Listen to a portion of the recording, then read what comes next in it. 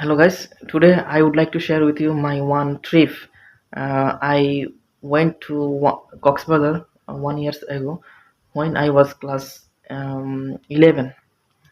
So it was very amazing place for me because I didn't go there. So it is Coxbazar, and my all classmates went there, and we are doing very well in this trip. And also my guardian and also my friend's guardian went there. And one interesting happened with me. It is my shoes I lost. So that's why that time I was walking by barefooted.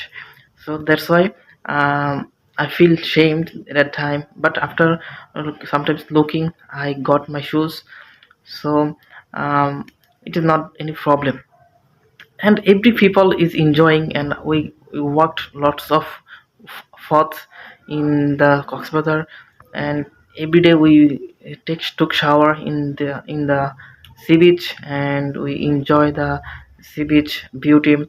And there are lots of sandy beach in there. So it's very beautiful place in our country, and lots of foreigners came in our country to visit the Coxbazar, and it is the popular all over the world.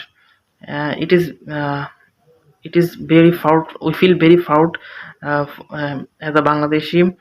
So I want to go there time and again.